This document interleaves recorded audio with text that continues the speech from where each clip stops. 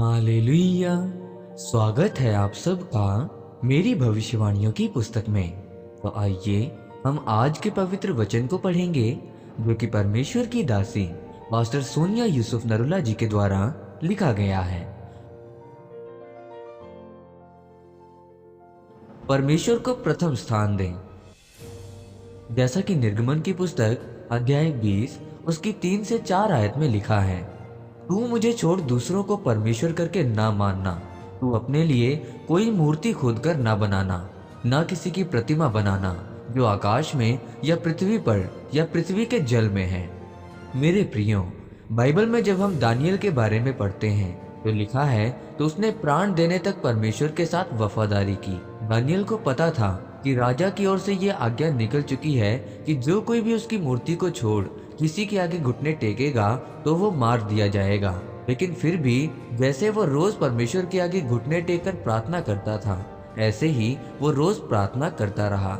Daniel अगर परमेश्वर के साथ वफादार ना होता तो वो सोच सकता था कि राजा ने अगर ऐसी आज्ञा निकाली है तो मुझे 3 बार घुटने टेक कर प्रार्थना नहीं करनी चाहिए। मरने से तो अच्छा है कि मैं चलते फिरते ही प्रार्थना कर लूं। पर उसने अपनी जान की परवाह नहीं की। उसने खुदा के वचन को पूरा किया तो परमेश्वर ने भी दानियल को मौत से बचाया। पर जिन लोगों ने उसको मारने की योजना षड्यंत्र को रचा था, परमेश्वर ने उनकी सच्चाई को राजा के सामने प्रकट किया और उनको मरना पड़ा। परमेश्वर जलन रखने वाला परमेश्वर है, और जब हम परमेश्वर के साथ पवित्रता के साथ चलते रहते हैं तब हम परमेश्वर की वंशावली में दाखिल हो जाते हैं। लेकिन जब आप परमेश्वर की वंशावली के साथ जुड़ने के बाद किसी अन्य की उपासना करेंगे तो लोग दुख और संघर्ष में पड़ जाते हैं। शैतान उनको इस भूल में रखता है कि देखो, तुम वचनों को नहीं मानते हो, फिर भी अमीर हो, नई गाड़ी मिल गई है, फिर भी परिवार आशीषित है।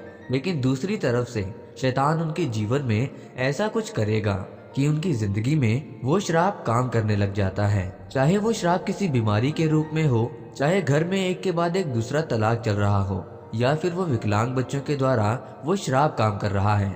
इसीलिए मेरे प्रियो, दानियल की तरह परमेश्वर के साथ वफादार रहें। लिखा है, वो पहले की तरह दिन में 3 बार घुटनों पर आकर प्रार्थना करता रहा। परमेश्वर का वचन कहता है कि तू मुझे छोड़ किसी दूसरे को ईश्वर करके ना मानना। दानियल ने एक देश के राजा की भी परवाह नहीं की। उसने अपने जीवन में परमेश्वर को मुख्य स्थान दिया। आज आप पर इतनी भी शक्ति नहीं है कि तुम घुटनों पर आकर प्रार्थना नहीं कर सकते। इतना भी आपको काम नहीं है कि परमेश्वर से प्रार्थना करने के लिए भी आपके पास समय नहीं है। इसीलिए परमेश्वर को अपने जीवन में प्रथम स्थान दें, उसके साथ वफादारी के साथ चले, तब परमेश्वर आपको भी दानियल की तरह शैतान की योजनाओं से आजाद करेगा और आपको ऊंचा करेगा। आमीन। आइए इस अंगीकार को आप मेरे साथ एक मन होकर करें। सर्वशक्तिमान परमेश्वर, आज के इस वचन के लिए मैं आपका धन्यवाद करता हूँ। परमेश्वर, मैं ये अंगीकार करता हूँ कि मैं आपको अपने जीवन में प्रथम स्थान दूंगा। चाहे जैसी भी परिस्थिति हो, मैं कभी भी प्रार्थना करना नहीं भूलूंगा। प्रभु यीशु मसीह के नाम में, आमीन। परमेश्वर आप सबको आज के वचन के ऊपर मनन करने के द्वारा आशीषित करे। आमीन।